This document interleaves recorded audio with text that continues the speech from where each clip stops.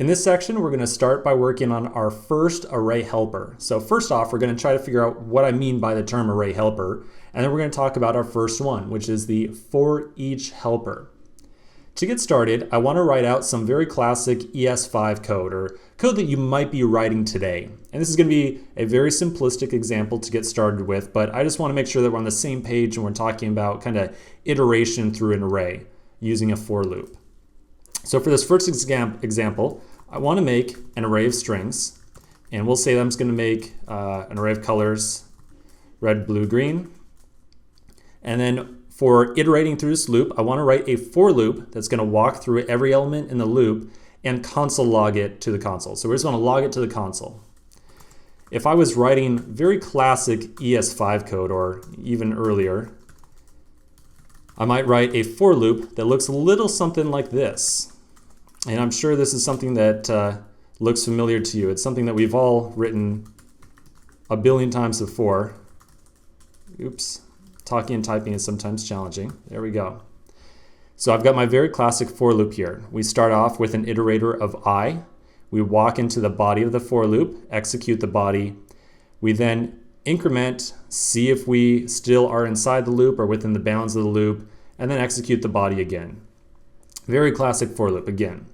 So this is the kind of syntax or the approach that we want to move away from as much as possible. And you're probably sitting there thinking, Stephen, why would we want to move away from this? We've been writing for loops since the beginning of time. Why would I not want to write for loops all day? And this is going to be a question that we're going to come back to many, many times. And I'm going to try in many different ways to convince you to not write for loops anymore wherever possible.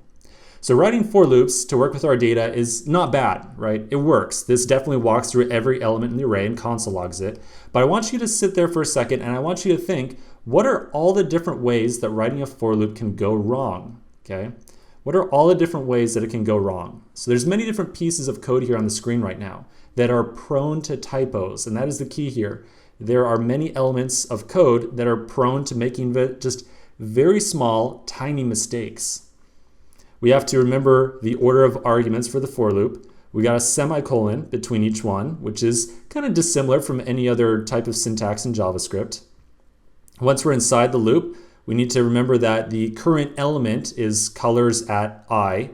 And in general, there's just a lot of extra pieces of code, like we got the parens, the curly braces, all these different elements that are sitting on the screen that our eyes have to look at.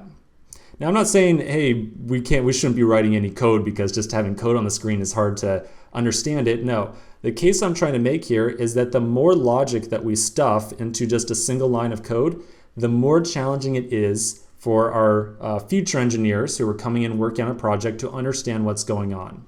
So that is the kind of running topic that we're going to be going with here. Writing a for loop is great. It always works, but it's sometimes really challenging to figure out what's going wrong.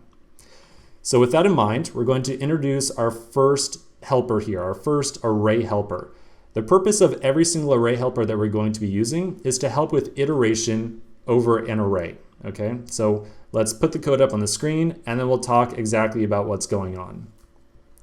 Right underneath the existing for loop, I'm going to add colors.forEach, and then I'm going to pass a function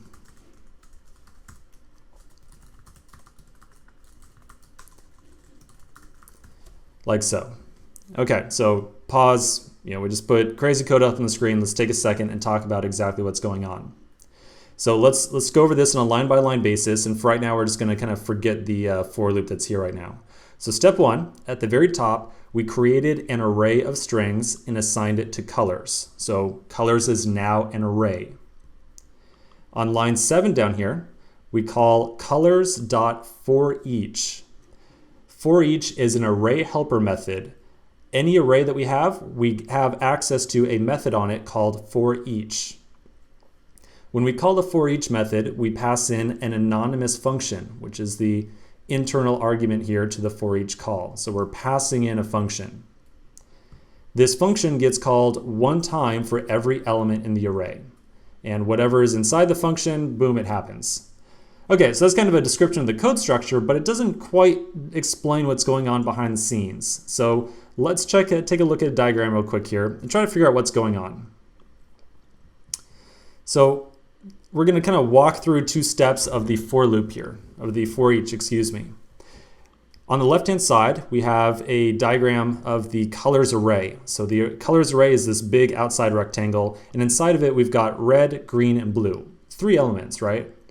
So the for each helper takes the first element in the array and it passes it to the iterator function. And so this is kind of starting to bring in a little bit of strange terminology here.